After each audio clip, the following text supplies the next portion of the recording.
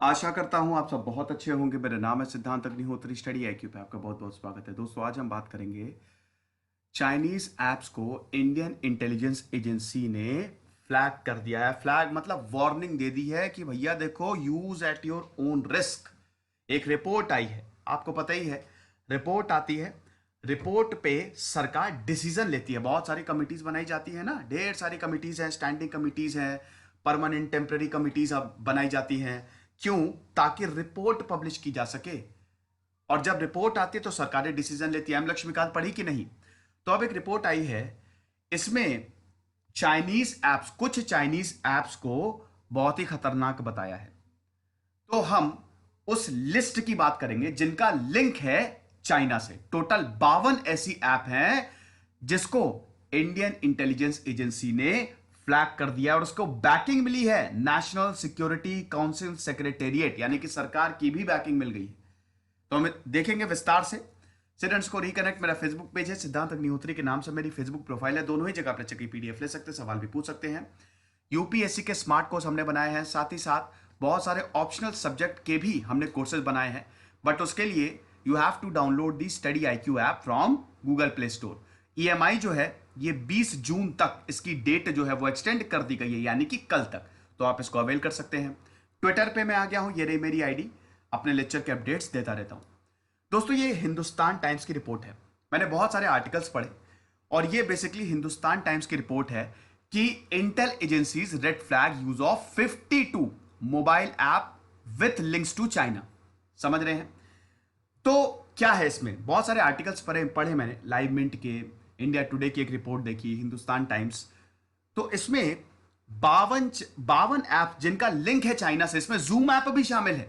ठीक है, उसको इंडियन इंटेलिजेंस एजेंसी ने फ्लैग कर दिया। अभी मैं लिस्ट दे दूंगा, अगर आप इन ऐप को यूज कर रहे हैं तो बहुत ही ज्यादा सावधानी बरतें या इनको यूज करने से बचें। ठीक है, 52 ऐप्स की लिस्ट है। अब इसमें कुछ तो बहुत ही कॉमन है, जैसे शेयर इट। शेयर इट हम बहुत पहले से यूज करते आ रहे हैं, कुछ भी भेजना है शेयर इट खोलो, चलो भेज देते हैं। ठीक है, शेयर इट भी है। अभी कोविड 19 में जूम ऐप का यूज बहुत ज्यादा हो रहा है। हालांकि जूम अमेरिकन ऐप है, ठीक है, लेकिन उसके बावजूद इसमें भी सिक्योरिटी कंसर्न्स हैं, और बकायदा एक सुप्रीम कोर्ट में पिटीशन लगाई थी कि जूम ऐप को बैन किया जाए। ठीक है, तो जूम ऐप में भी, जो कि कोविड 19 में जो वीडियो कॉन्फ्रेंसिंग ऐप है, ज्यादातर जो कॉन्फ्रेंस हो रही है वो जूम ऐप से ही हो रही है। आपने देखा, जो क्लासेस ऑनलाइन हो रही है वो जूम ऐप से, उसको भी इस लिस्ट में रखा गया है। ठीक है, आपको पता ही है कि भारत और चाइना के बीच में काफी टेंशंस हैं। अभी गालवान घाटी में जो कॉन्फ्लिक्ट हुआ था, उसमें उसके बहुत सारे वीडियोज स्टडी आईक्यू पे आप देखिएगा। उसके बाद टेंशन बहुत ज्यादा है, और ये जो फ्लैगिंग है ये इस टेंशन के बाद आई है। ठीक है, हमारे 20 जवान वीर गति को प्राप्त हुए।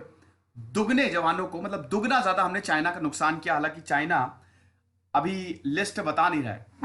हालांकि चाइना जो है वो बिल्कुल शांत है। ठीक है, उनका जो न्यूज़पेपर है, जो माउथ पीस है ग्लोबल टाइम्स, वो चाइना की बात बोलता है। अभी कुछ भी उजागर नहीं कर रहे हैं। लेकिन एक चीज तो दोस्तों बिल्कुल ध्यान में रखिए, 1962 के बाद से जितनी बार भारत और चाइना के बीच कॉन्फ्लिक्ट हुई है, 3 बार हुई है मेन, तीनों के तीनों बार भारत चाइना पे भारी पड़ा है।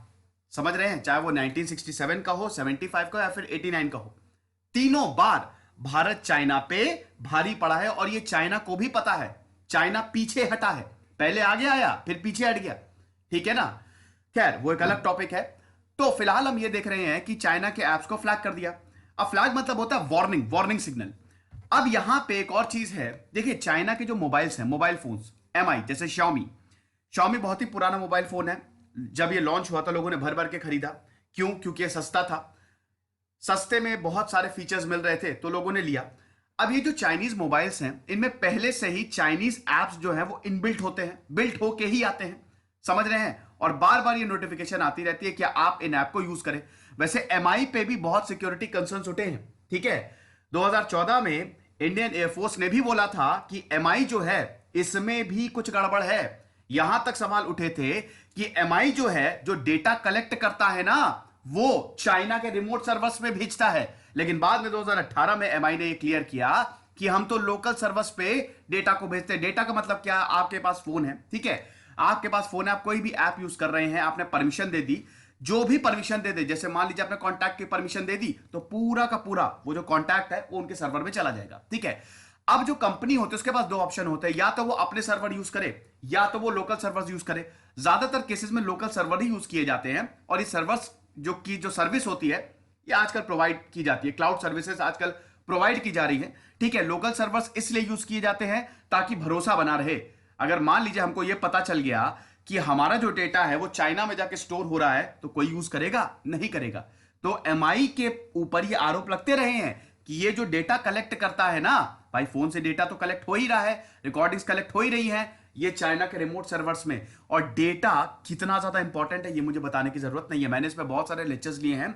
साइबर स्कैम्स के, साइबर फ्रॉड से कैसे बचे, जमतारा वाला मेरा लेक्चर देखिएगा, ठीक है। Data is the new oil, ये बताया गया है। डेटा का मिसयूज इस समय भयंकर तरीके से हो रहा है, ठीक है। तो हमको बहुत ज्यादा सावधान रहने की जरूरत है। अब कौन कौन से ऐप है ये लिस्ट आप देख लीजिए, ठीक है। इसमें सिक्योरिटी एप्स हम काफी बार यूज करते हैं, ठीक है। अब ये पॉज कर लीजिए, इसकी पीडीएफ जैसे ये लेक्चर अपलोड होगा इसके कुछ देर बाद आपको स्टडी आईक्यू की वेबसाइट और ब्लॉग पे इसकी पीडीएफ मिल जाएगी, तो परेशान होने की जरूरत नहीं है। नहीं तो पॉज करके देख लीजिए आप क्या क्या यूज करते हैं। पहले 360 सिक्योरिटी, ठीक है, ये ऐप काफी ज्यादा यूज किया जाता है। उसके बाद ये देख लीजिए, ये तो आप यूज शायद नहीं करते होंगे, लेकिन कैश क्लियर भी बहुत ज्यादा यूज किया जाता है। कई बार धोखे से हम किसी ऐप पे नोटिफिकेशन आई, धोखे से क्लिक हो गया और वो नोटिफिकेशन मतलब वो ऐप जो है वो काम करने लगा, ठीक है।